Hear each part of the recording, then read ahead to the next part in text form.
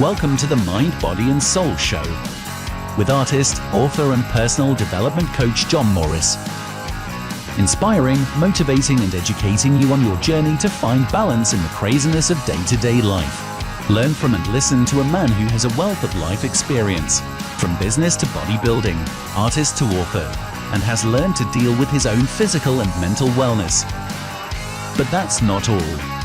Each week, John will be joined by guests from around the world and all walks of life, where they too will share their knowledge and expertise. And now, we welcome you to today's episode of the Mind, Body and Soul Show with your host, John Morris.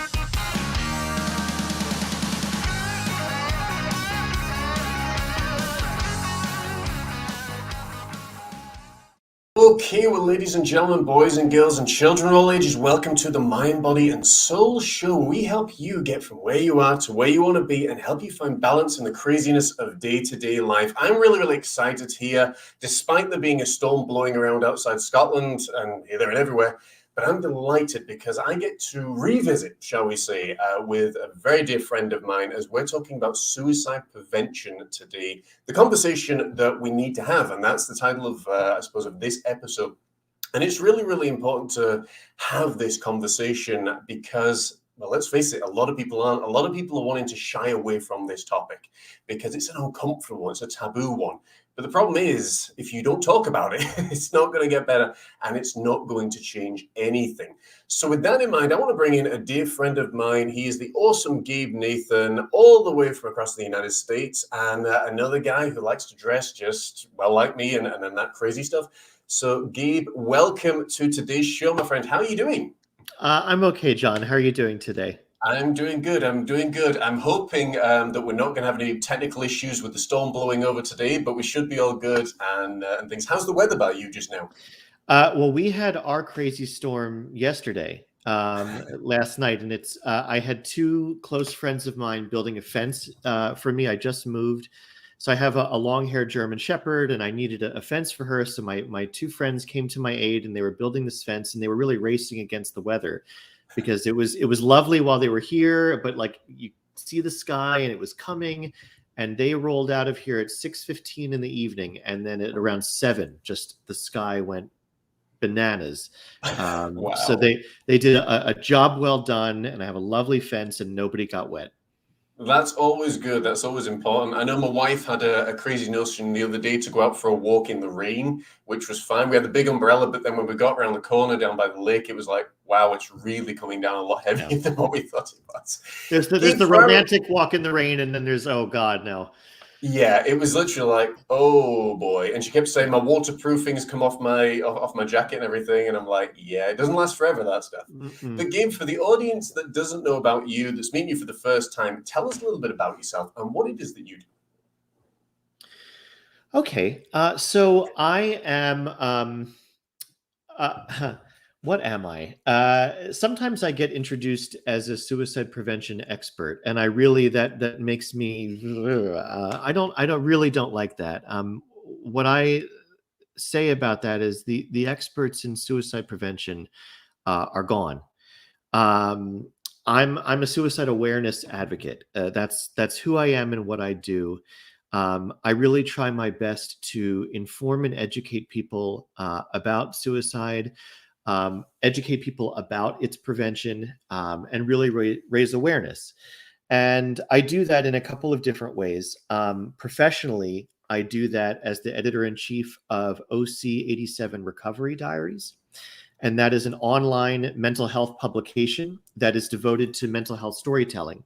So we feature personal essays and short subject documentary films about people with lived experience of mental health challenges. And it's all free. You can go there and read hundreds of personal essays and watch dozens of beautifully produced films. So that's my profession. What I do as a kind of a passion project, as my vocation, my personal vocation, is I own a 1963 VW Beetle, done up as Herbie the Love Bug. If you've ever seen the Disney film or any of its kind of lesser sequels, it's a antique white Beetle with red, white, and blue stripes and the number 53 all over. And I drive this car every day. and it's not just a Herbie the Love Bug replica. It has the number for the National Suicide Prevention Lifeline all over the rear window. For those in the United States, it's 1-800-273-8255. That number will be changing in July of 2022 to 988, but it's not operational yet. So the reason why I do that is you don't know who's struggling with what. And so I use that car to generate awareness, to generate conversations about suicide and about mental health. And I have those conversations pretty much every time I'm out with the car. But even when I'm just driving around, you'll have someone stop behind you at a red light and they're seeing that number and that message. And you never know who needs to see that because a lot of people struggle quietly in this life.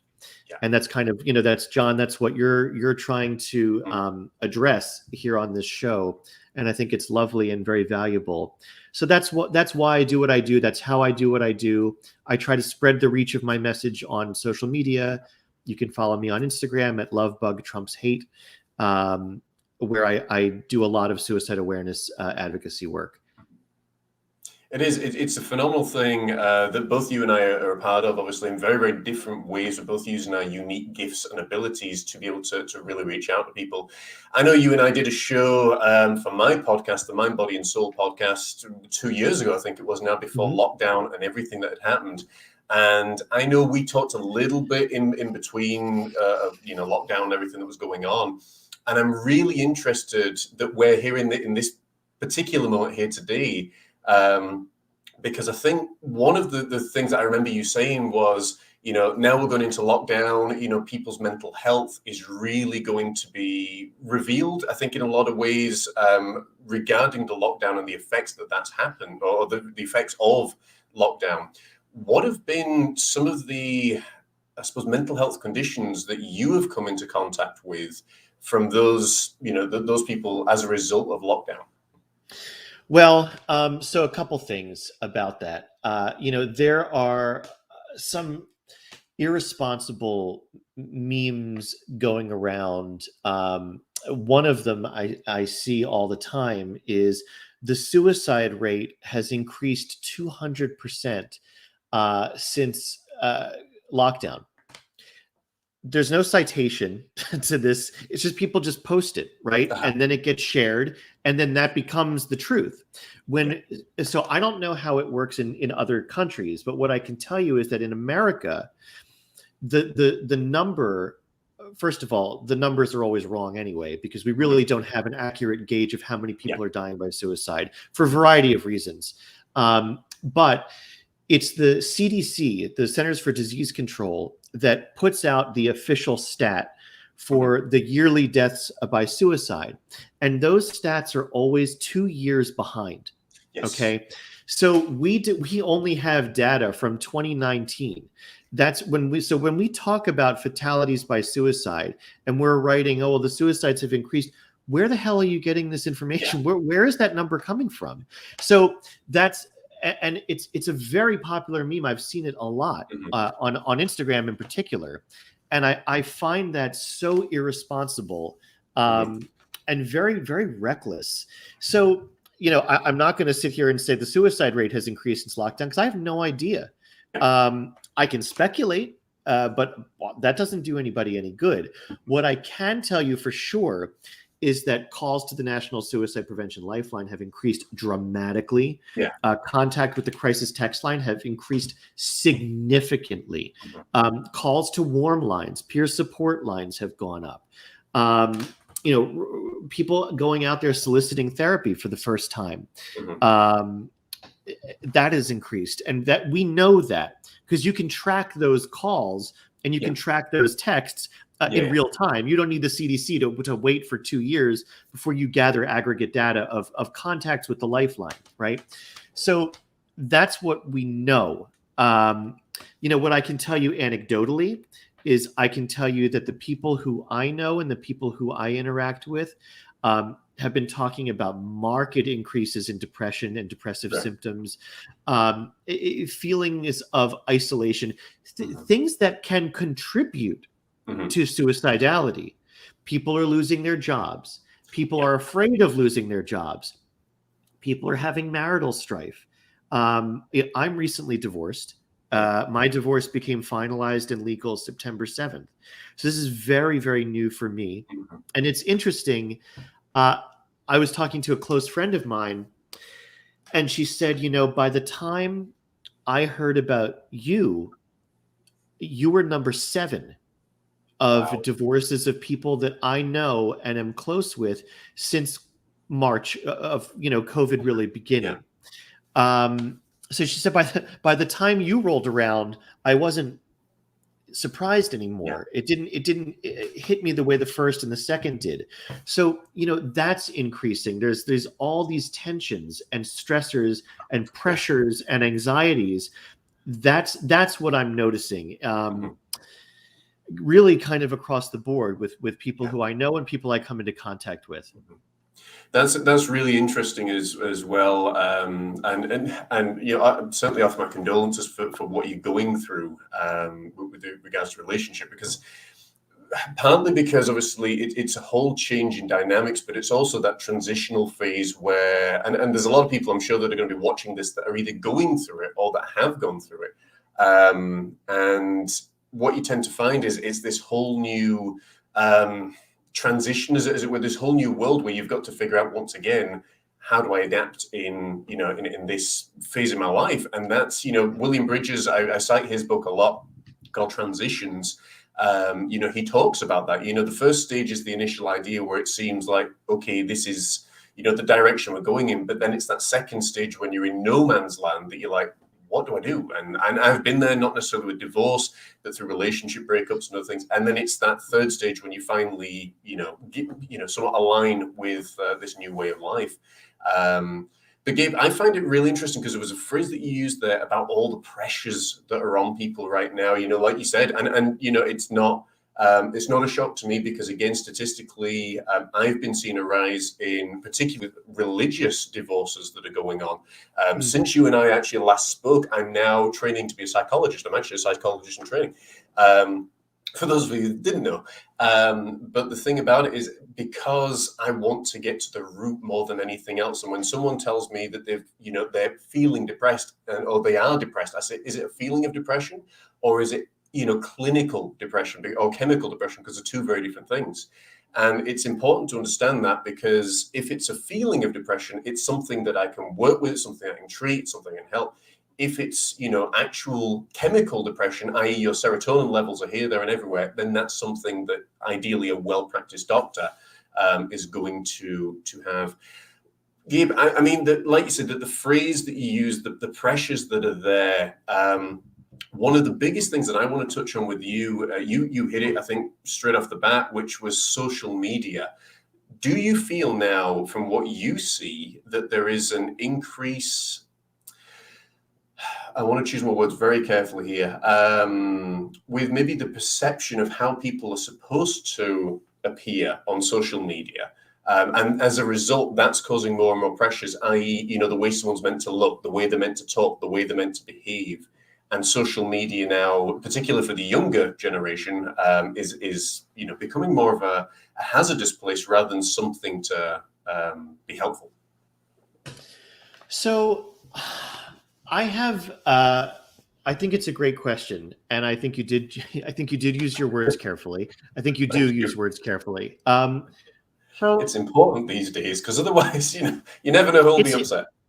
but it's important. It's always been important, I think, and Mhm. to use words carefully and to be judicious with how you're expressing yourself. And yeah, people can fly off the handle very easily, and that's okay. I think it's okay for people to get upset and people to be uncomfortable, and let's let that happen sometimes. Mhm. As far as social media goes, um, I guess I'll answer it this way. I got on Instagram 4 years ago, maybe, really because a friend of mine, I had been owning Herbie and kind of Mhm. doing what I do, and she's very savvy, and she lives in LA, and she's very like, much more worldly than I am. And she was like, you really need to get on Instagram. And I just did it because she told me to. And I've known her for a very long time, and she knows what she's talking about. So I was like, oh, okay, I'll do that. And I had no idea what I was doing, really none. And I was like, oh, it's a site I'll just take pictures. And then it became this really, a really lovely thing. And, I have people reaching out to me via direct messages, and they're talking to me about how they're struggling and suffering. And, there are people with whom I check in every now and then who I don't know in real life, but, how are you doing? I've been thinking about you. You popped into my mind today because I know that they're going through something. I know that they have had thoughts of suicide in the past. I know that they are, there are certain people who, when I make a suicide related post, an awareness post, they pop up. And I think social media, like everything, has the potential to be villainized. It has the potential to be, well, this is bad. And it can be toxic, like a relationship can be toxic, like a job can be toxic, like people at work. But I believe firmly that part of it is it's how you use the thing. Who do you choose to surround yourself with? Who do you follow? Why do you follow them? Do you follow them because it's this like addictive thing, and you're like, you're almost addicted to feeling bad about yourself in comparison to someone else? And, well, what are they doing now? Oh, they're doing a headstand on a beach in Bali. God, I wish I was. I feel like shit now. And like, well, because sometimes we can get addicted to feeling bad. And I don't know. Are you making healthy choices in your personal life about who you're surrounding yourself with? And are you making not so great choices online about who you're surrounding yourself with? I think it's the whole totality of those choices that we make. Now, for sometimes young people, I think, brains aren't fully developed, and you can get seduced by accounts. Maybe they have to do with body image or something like that. And it can be harder to self-regulate. But it can be harder to self-regulate for people my age. I'm 41, and we can fall into those unhealthy traps too. So I think it's about being mindful and watching yourself and go, how do I feel when I'm looking at this account? Does this make me feel good? Does this make me feel lousy? Do I notice that I'm scrolling more at certain times of the day, or when I'm feeling more depressed? I don't know. Just notice yourself. Really, that's the key, I think. I think it's really important, and it's what we call inner engineering or self mastery, or whatever you want to, whatever label I suppose you want to put on it. It is all about being aware, and it's something that I look at it a lot, which is the sort of like the connection between the spiritual side and then the physical side, because you'll have a lot of people out there that say, well, if they're feeling depressed or they're feeling suicidal or whatever it might be, that they can cure it with spiritual stuff. And then vice versa, that, that they'll say, well, if you're feeling this, then you just, pop pills and all this. I think one of the things that I've observed, particularly in the last couple of years, is the most important thing, I suppose, from my perspective, would be, like Gabe said, to be aware of who you're surrounding yourself with. I often believe that that's one of the biggest contributing factors to anxiety is, who you surround yourself with. How do they make you feel?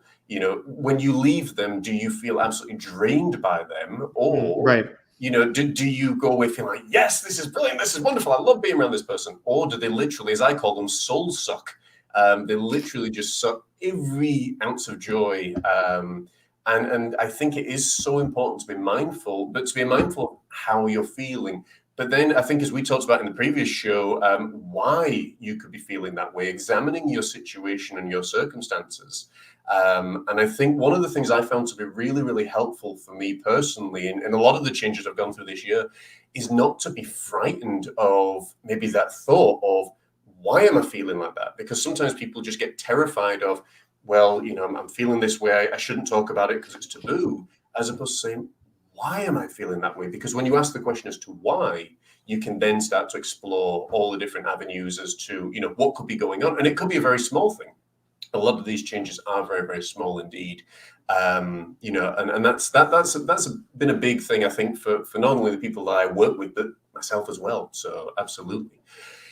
Gabe, I'm interested, what have been some of the biggest impacts that you've seen to people's mental health, maybe as a result of lockdown? I know we talked about, people's relationships and the stresses and strains that are there.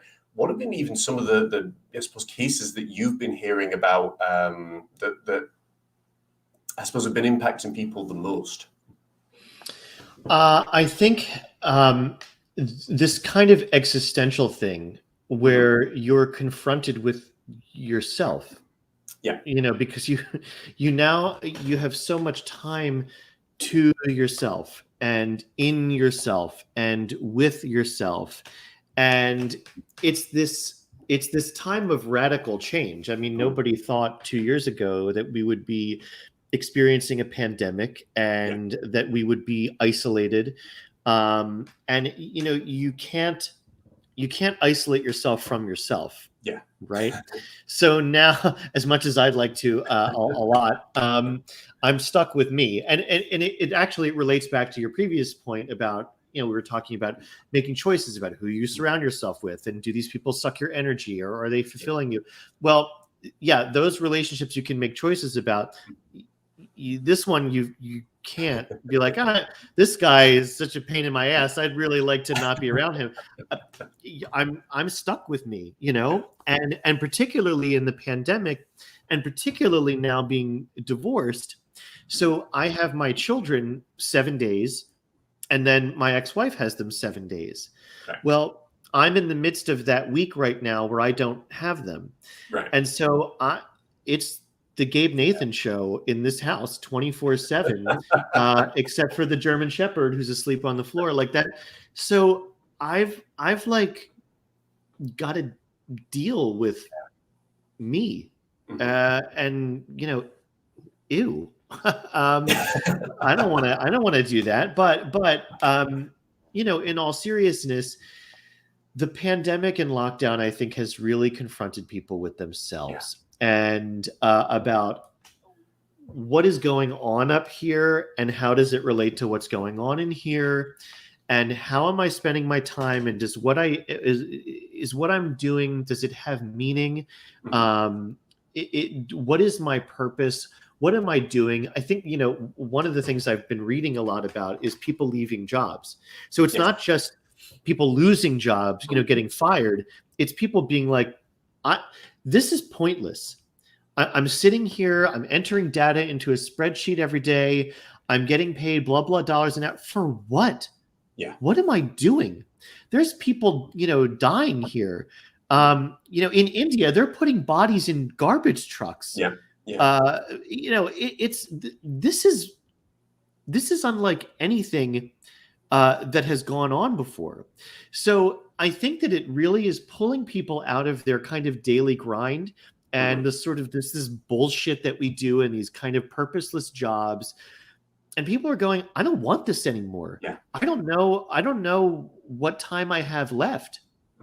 I'm vaccinated, but still, there's no guarantee. I could get COVID tomorrow and wind up on a ventilator, and who knows? So I think that it's really causing a lot of people to step outside of themselves and kind of the way they have been, and do some serious reevaluation. And I think that's actually really lovely.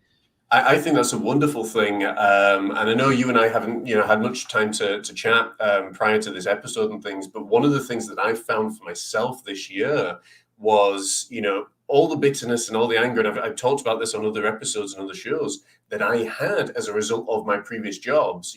This year has been the year where they just, it went. And, I encountered Wayne Dyer, listened to his teachings. Within 2 hours, it was gone. It was like my mental medication. It was beyond, it was beyond phenomenal. It was literally a case of, that was the very thing that I started then doing. It was like, okay, I'm a successful artist, and I've my books out and everything else, and I'm working on all this other stuff. It's like, what do I want to really achieve? And I think that's something that we'll talk a little bit about after the break, but I do want to touch on it a little bit now. The choices that people have and the power that they actually have inside of them to be able to say, hey, I don't like this, and guess what? I can do something about it. If there's a business deal that's not fulfilling you and it's not being a blessing to you, it's not being a benefit to you, then you can step away from it, providing you're not contractually obligated. I got to clarify that, and there are other things, again, relationships like we've talked about, sometimes people reach the end of the road and it's almost just like, it's almost like the natural progression, but it's difficult, it hurts, it's painful. Yeah. And the same when you're moving house, there's, loss. Anytime you experience loss, it's because we like our comforts. We like the familiar surroundings. And for both Gabe and I, we can attest to this. When you've gone through those mental health battles, ideally, you want things to stay with as little change as possible. So for a lot of people with lockdown, with, like Gabe was saying, having to face the reality of themselves, looking in the mirror, and a lot of people don't like themselves. But the good thing is, if you're watching this show right now, I want to tell you, you can change. It doesn't take that long either to start listening to those audiobooks, to start filling your life with what you want to actually achieve in your life, whether that be as an artist or whether that be as, like Gabe's doing, with suicide prevention, or for another worthy cause, whatever it might be. People have started to wake up and say, you know what, I've maybe got 70 years, maybe less if you're in other parts of the world. But what do I want to leave behind? What do I want my life to be about? Do I want to just be number crunching for 40 hours a week? Or do I want to be out there, contributing to this worthy cause, whatever it might be? But you have the choice. You have the power inside you to be able to say, you know what? I don't like this. And I can use this to think and actually figure out what I want to do, because your brain is your greatest asset that you will ever have. Gabe, before we go to break, have you anything to add to that? I guess the only thing that I want to say to that is it's imperative that you listen, that you listen to yourself. Yeah.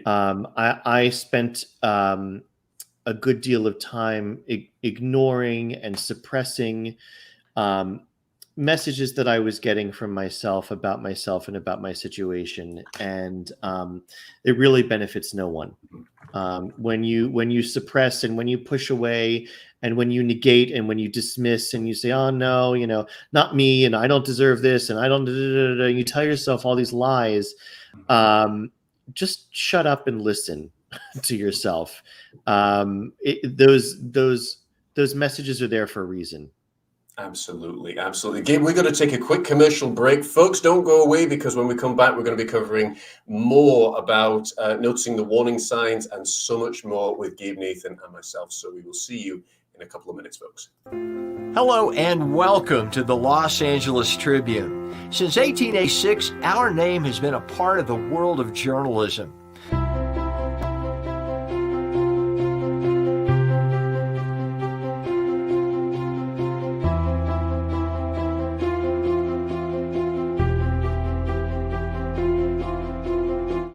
We've earned a reputation for being a publication that practices integrity, authenticity, and responsibility. For general inquiries, contact today. Thank you on behalf of the Los Angeles Tribune team. When we come into this world, we come in with a sense of awe and wonder, believing that things will work out for the best, filled with excitement. We play like children and we enjoy our lives.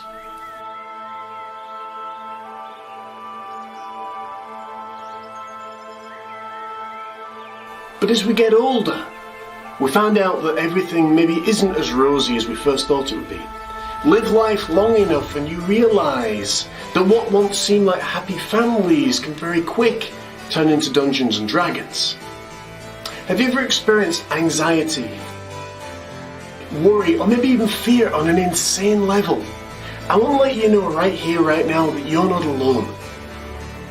Everything from homelessness, betrayal by my best friend, abandonment from the people that I thought would have my back, In fact, I've experienced so many different situations. To tell you all would take a very, very long time indeed. But the good news is I'm here to tell you that, well, they've left their mark on me. I've come through all of them. There is a light at the end of the tunnel. And I've got a brand new book. It's called The Battles That We All Face. This book is designed to give you encouragement. It's designed to give you hope. It's designed to teach you, to challenge you, to get you to think a little bit more. The full title is The Battles We All Face, a devotional with a difference. Because I don't want you to just read it from start to finish. I want you to take time over this. I want you to read the first chapter and really process it. This book is designed, if nothing more, as I said, to challenge you, to encourage you, to give you hope, but ultimately to let you know that whatever you're facing, you, my friend, are not alone. I want to encourage you right now to not let fear or the past stop you from living an amazing, amazing life. Each page in this book has one of my art pieces in and has been specifically placed there to give you, the reader, an association to the subject discussed. Please don't delay. You owe it to yourself to start rebuilding your life. Life is not over until you draw your last. Don't delay. Order today. Life is short. You owe it to yourself, as long as you're drawing breath, to stand up and fight for the things that you want in life. And my friend, you've got an ally in me who understands completely what you're going through. Have an awesome day. Click that link below, and I'll see you on the other side.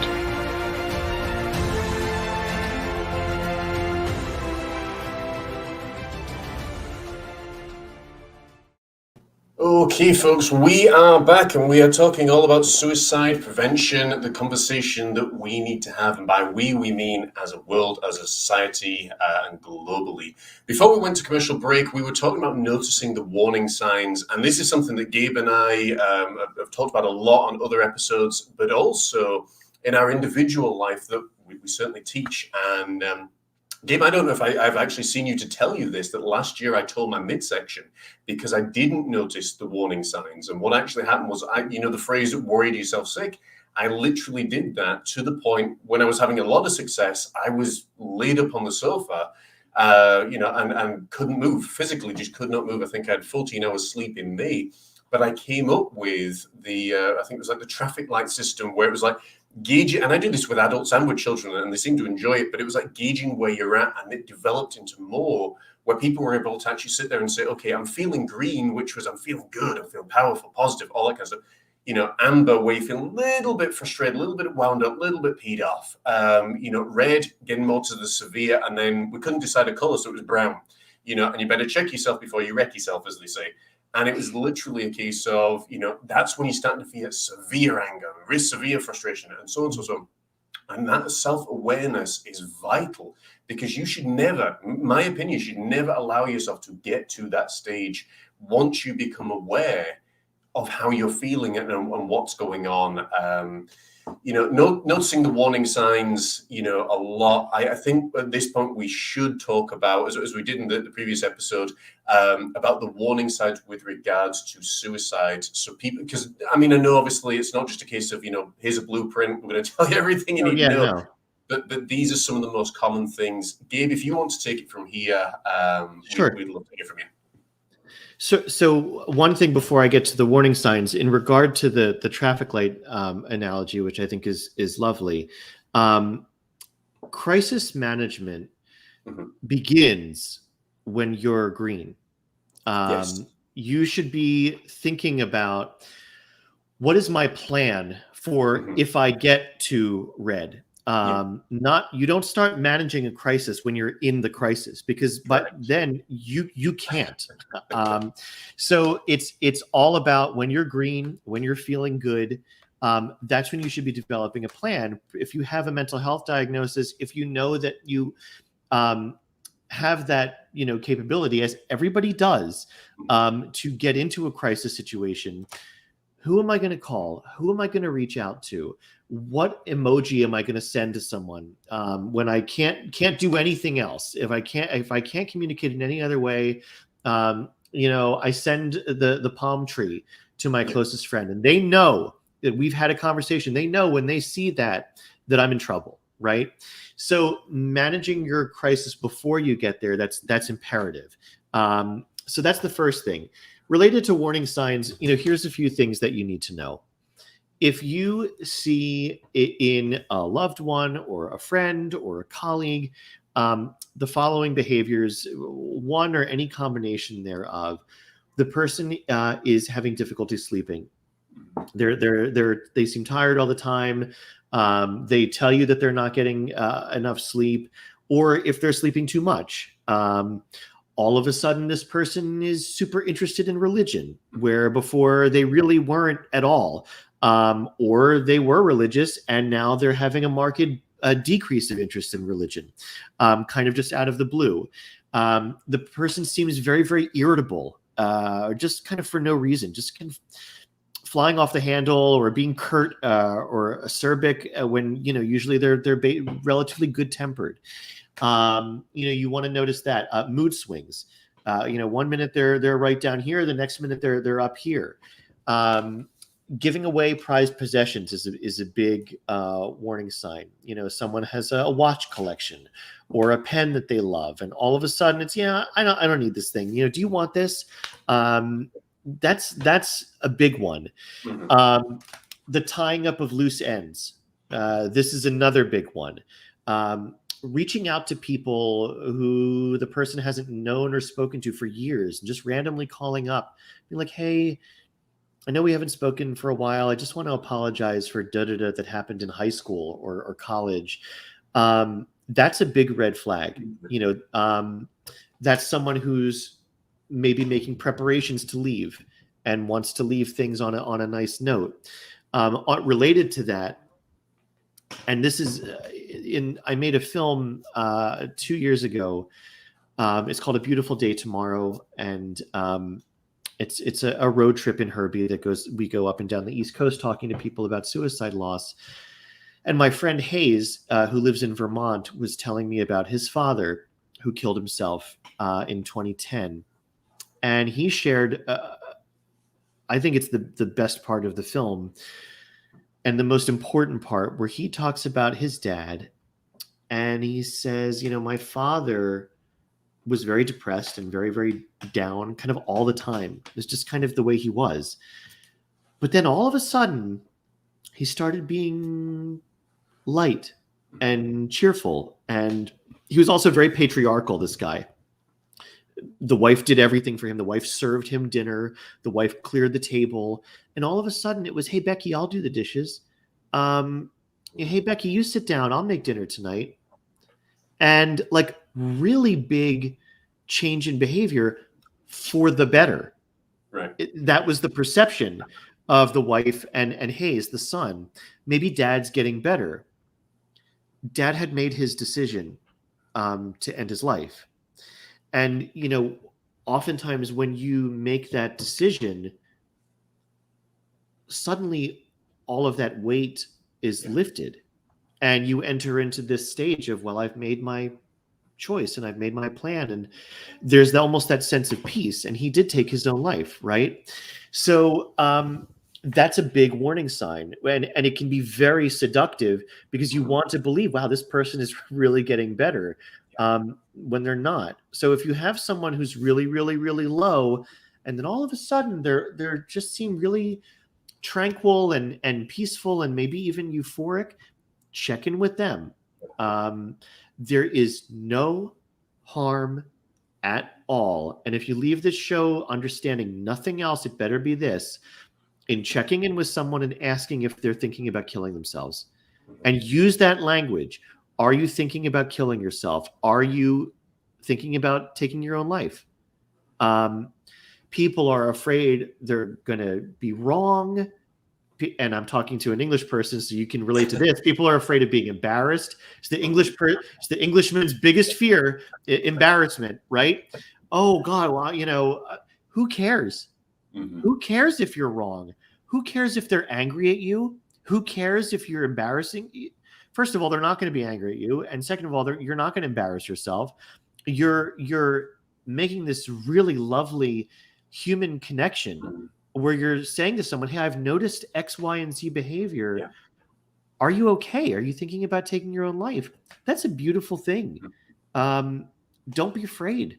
You're not going to put the idea of suicide into their head.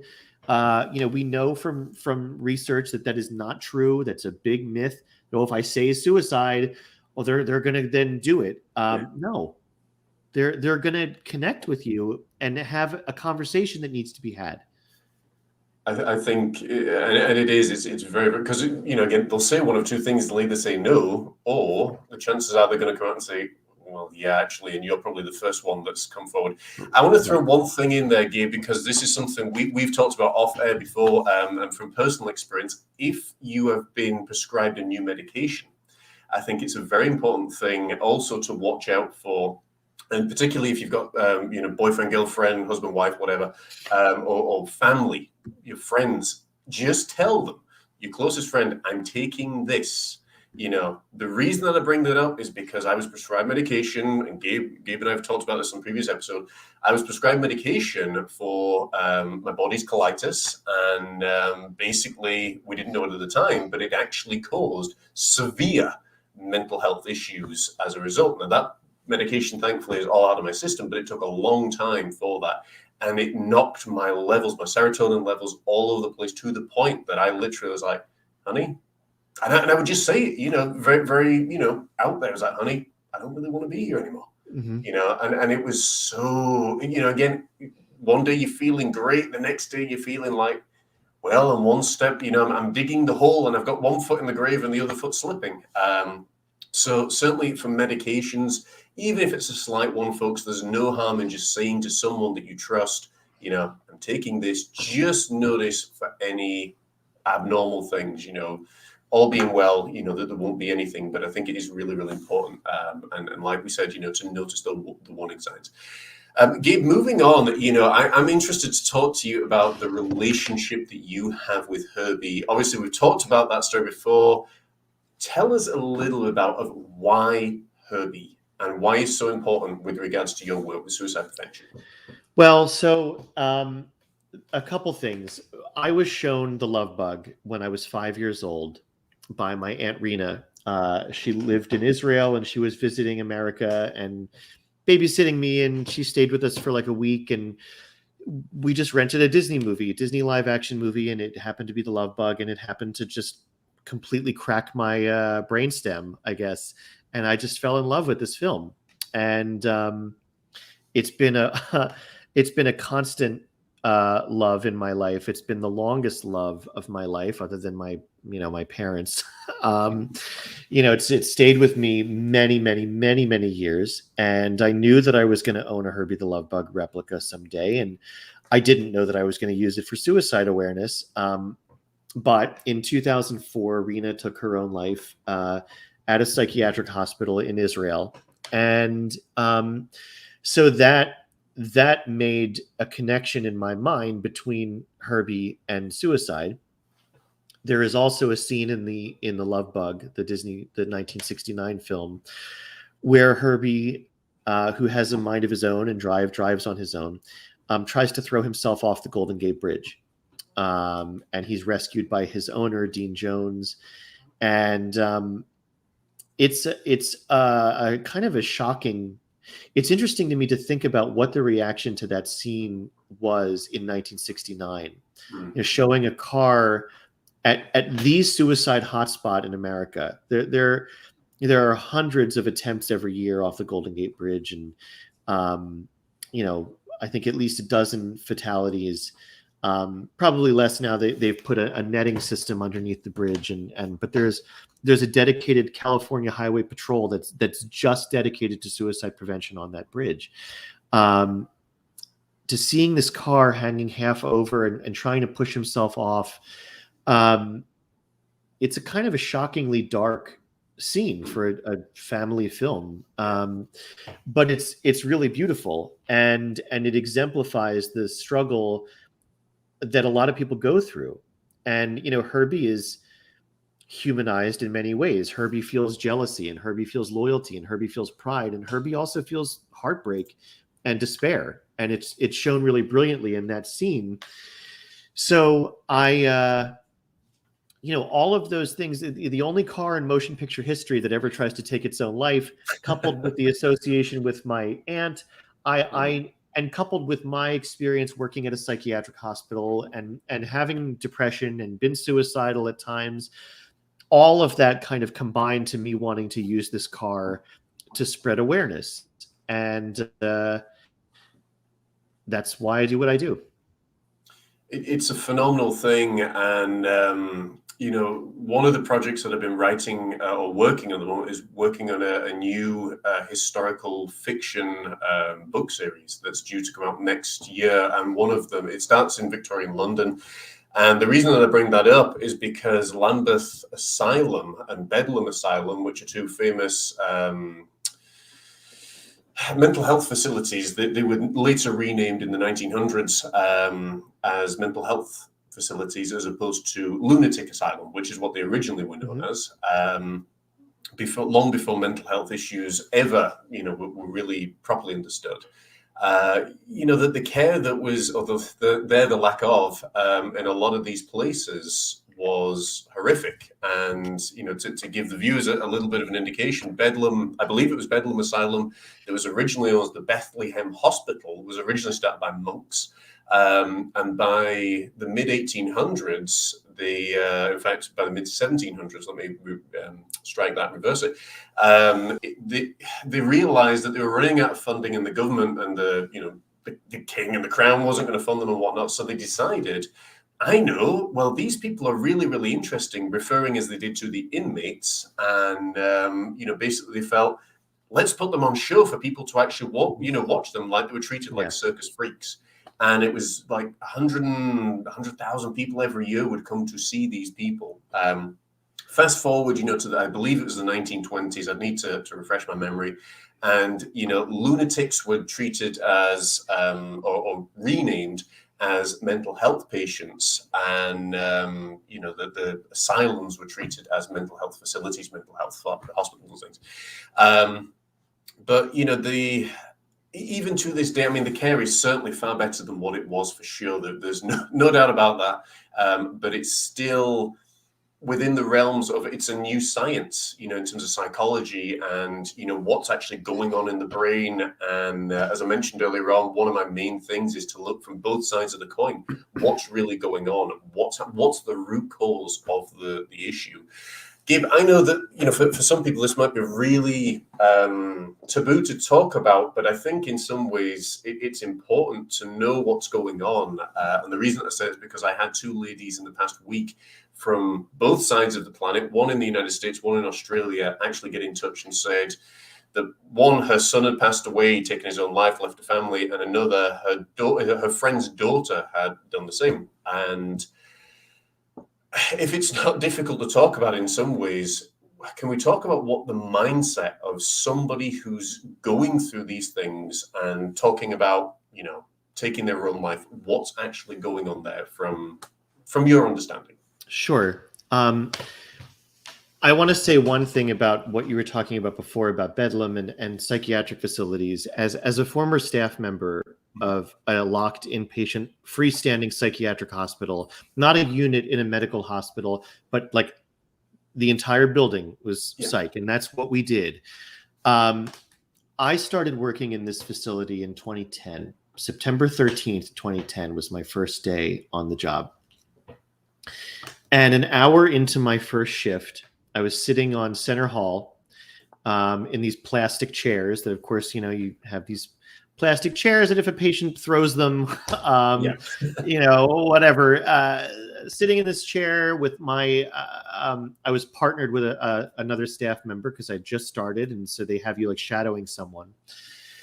Another staff member was going through a door, a restricted door, a locked door, and a patient came right up behind him and hit him right in the back of the head. Panic bell goes off. Myself and the staff member I was shadowing just jump out of our plastic chairs and take this patient to the ground, holding him down on the ground. More staff members show up. You've got a leg, I've got a leg, you've got an arm. pick this guy up, this young Hispanic guy, put him face down on a bed, restrain him with full leathers, 4-point restraints. A nurse comes in with a needle, Benadryl, Ativan, and Haldol, and shoots him in the ass and knocks him out for a few hours. This is 2010, not 1810. But as I was applying leather restraints to this guy's right leg, I was thinking to myself, on my first hour on the job, what the hell am I doing? Yeah. What are we doing? And I went home that day and I told my ex, then my wife, I said, I'm not going back there. Yeah. I'm not going back there tomorrow. And she said, you need a job. You are going back there tomorrow. And I went back every day for 5 years. Wow. And I participated in a furtherance of a very draconian treatment of mental health that I don't believe was too far removed from Lambeth and Bedlam and things that were going on there. Not outright abuse of people and flogging people and chaining them to walls and, locking them in padded rooms and things like that, and bringing in the public to look at the freaks, but traumatizing people, and traumatizing ourselves as staff as well. And I hope that it's gotten better since I left in 2015. I don't know. I'm sure it is better in other facilities, and that incremental changes are being made. But we have a long way to go. So that's the first thing I wanted to say. The second thing I wanted to say is kind of addressing your question about the mindset of a suicidal individual. And we are learning about this all the time. And I will say that I believe that the best person to ask about this is not me, that it is an attempt survivor, that it is someone who has made a medically serious attempt and has come out on the other side, and not just asking one, asking 100, asking 1,000. These are the people that we need to have at the table when we are talking about suicide prevention, because they have been there. Yeah. They have been in that mindset. Now, what I will tell you is, from 5 years of working at this hospital and speaking to attempt survivors, I have learned a few things about that mindset. The first thing that I think is really important to understand is that a lot of these people have said to me and to other mental health professionals who I know, I didn't actually want to die. I just wanted my pain to end. I just wanted whatever I was experiencing to be over. I just wanted it to be over. I frequently heard, I just wanted to go to sleep and never wake up again. I heard that a lot at the hospital. I just wanted to be done. And it's not that they want to kill themselves. It's just that this pain is intolerable. Whatever they're experiencing is they just can't anymore. It's like Sisyphus, pushing that boulder up the hill. You get so exhausted that suicide feels like the only release. So there's that. The other thing to keep in mind is that once someone has, like Hayes's father, once they have made that decision, it's like the rest of the world is here before, and then it's a progressive narrowing, and you get to this point where suicide is it. And the perspective of life has narrowed so much that everything around is dark and it's just suicide. And that's all there is, right? And at that point, the switch has flipped, and it's go time. And at that point, it's law enforcement intervention that's going to put a stop to this, or EMS intervention, or I know you have that organization, Bristol Suicide Prevention. where there are these volunteers that they go out and they've got radios and uniforms, and they're actively responding to crises and in kind of interrupting that individual who is in that mindset of I'm going to take my own life. It is a psychiatric emergency at that point, for sure. That's interesting. I mean, what I'm finding at the moment, possibly for the lesser, dare I say it, the lesser mental health conditions, is the thought pattern interrupt, which, people have talked about music before. And what I mean by this is thought pattern interrupt, folks, is where you plug your headphones in ideally, and you put something on ideally that's going to level you out. And the reason for that is because literally we become what we think, and it's, almost like universal law, as it were. And what's going on is, if you can at least reach a person that's having maybe anxiety or having, feelings of bipolar or whatever it might be, if you can reach them with that thought pattern interrupt, that's what I found to be a big step. Now, what Gabe was describing there, by that point, someone that's thinking of taking their own life is not going to be thinking, hey, I need to plug my headphones in and listen to, my John Morris Everyday Wisdom or Wayne Dyer Everyday Wisdom. They're thinking, as he said, you literally are thinking, this is it. This is his decision or her decision as to where they're going to go. Going back to what we're saying, actually, Gabe, now that I think about it with regards to the kind of treatment that was on, we had a lady on the show when I was doing the podcast who suffered with Tourette's, and still actually within the last 15 years, there was still some form of electric shock therapy that was given in the United States.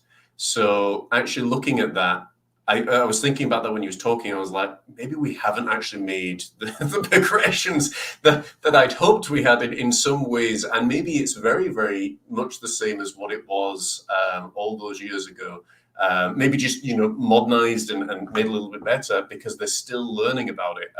For one, personally, I'm not a big advocate of medication unless it has to be taken. And the reason I say that is because I'm always trying to look for what is the root cause that's gone on here. But I am very much aware, again, as a psychologist in training, that you can go through some things that are so traumatic that it actually splits part of your brain, the circuitry, basically. And that's when bipolar is starting to happen. That's when, schizophrenia is starting to happen. The thing about that is it's important to notice that before, if your job's causing you to feel switchy, a little bit, frustrated and all those little bits, like we said before, you've got to notice this.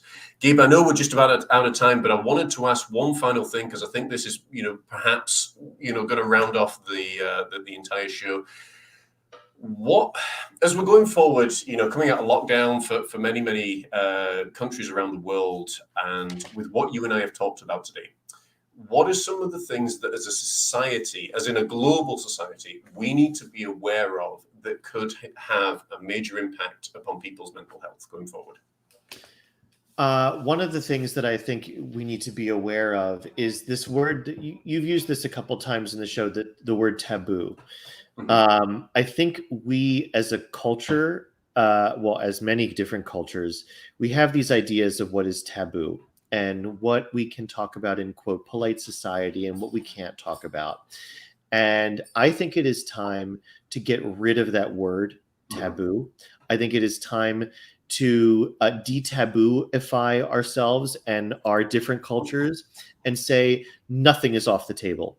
There is nothing that is verboten. There is nothing that we shouldn't be able to talk to each other about, whether it is suicidality, whether it is child abuse, whether it is whatever seems, I think we need to lean into that. I think we need to lean into those feelings and go, wow, if I'm having such strong feelings that I shouldn't talk about this, I probably should.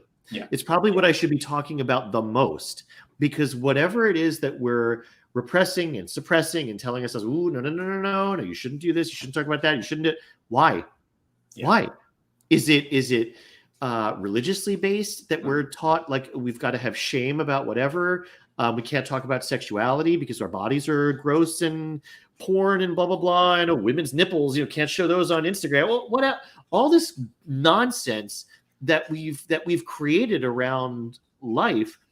I think that now is the time to really start questioning that and be like, does this make sense? Does it make sense that I'm scared to ask someone I love and care about if they're thinking about killing themselves? Does that make sense? Or does it make sense to go, suicide prevention is an act of love? Oh, speaking of love, hi. What good timing. Oh, hi, baby. I love you. I do. Hi, Cuddles. Okay. So, yeah, just be reevaluating what we're afraid of and what we're ashamed of and leaning into that instead of being afraid of it. I think, it goes back to what we're saying, where people are terrified. Well, Gabe has mouth-to-mouth resuscitation. His German Shepherd. But I think it's important, folks, like Gabe was saying, these issues are there. It's oftentimes that people are almost exposed, and by the time that they're in quote, out quote, exposed, it's because they haven't been able to talk about it. They haven't been able to say, hey, they've got an addiction to pornography, or hey, they're a pedophile, or hey, they're thinking of taking their own lives, and I think, let's be honest, the world has changed from 1850 to where we are now. There's a lot more that's out there. And rather than people just being arrested or bodies being taken, there has to be that conversation as to why is this going on? Why is this happening? I was on a show just to wrap up the other day that we were talking about this, and it was a panel show, and I more or less said, look, more and more people are so fixated on flying to the moon and to Jupiter and flying off to Uranus and whatever else than actually focusing on what's going on in here, what's going on with humanity, what's going on with people. And when you see the margins with how finances is split between, the space shuttle and NASA and everything else versus mental health, you would be astonished, and yet mental health is one of the things that has to be tackled the most. I think probably, within our lifetime, God willing, we're going to see a lot of changes. I know you and I are both big advocates for that, and we continue speaking out. And that's why we're here today on this platform, and hopefully, again, people are going to continue reaching out and speaking. Just looking at the comments, we've got a lot of love here today, all the way from California. We've got them all the way from the United States, from Germany, here, there, and everywhere, with no questions. I think everyone's been very respectful and listening to this, because I know for some people this isn't an easy topic, but as we've said before, it's important to have those conversations and to listen more than anything else, and listen purposefully more than anything. Gabe, have you anything you want to say just before we wrap up the show? The only thing I want to say is that hard conversations are hard because we're not having them. So the more you do it, the easier it'll get. And that's related to everything. Think about riding a bicycle, and the first time you did that and you're falling down and I hate this. And my son still has a thing about riding a bicycle, and he's still, but he's not doing it. Yeah. So he's avoiding what he's afraid of. Right. But if you do it more and you get through it, it will get easier. So practice having those hard conversations with people you trust, with people who are warm, with people who care, with people who aren't going to judge you, and it will get easier and it will be more normalized. Absolutely. And the crazy thing is that, whether it's hard or easy, it often comes down to what we associate with that person or with that situation, more than anything, which is incredible. Gabe, I want to thank you for being my special guest today. It has been a pleasure to do this show with you once again. I wish we had more time, because I think there's so much more to unpack and to talk about. And I know we could sit and talk about it for days. But Gabe, thank you so much. Again, folks, you can find Gabe at Instagram at Loves Trumps Hate. Is that correct, Gabe? Love bug trumps hate. Love bug trumps hate. And obviously, you can come and find me at thejohnmorris.co.uk, the simple place where it's all easy links and whatnot to find where you want to go, because we're so busy doing so many different things. And, if you are struggling, on a serious note, reach out either to myself or to Gabe or to someone that you trust. But the most important thing is reach out, because as we said during the interval, it can seem like the darkest night, when you're going through these things, but it's important to know that out of 8.6 billion people, there have been millions and billions that have gone before you. There'll be millions and billions that will go after you, but you are not alone in what you're going through. And there are people there that really do understand. So there we go, folks. For Gabe Nathan and for myself, this has been the Mind, Body and Soul Show, where we help you find balance in the craziness of day-to-day life. Tune in with us next week, where we'll have more special guests and a very, very different show as well. But I want to thank Gabe for being my special guest, and take care. God bless. And we'll see you same place, same time next week. Take care, guys. Bye. Take care.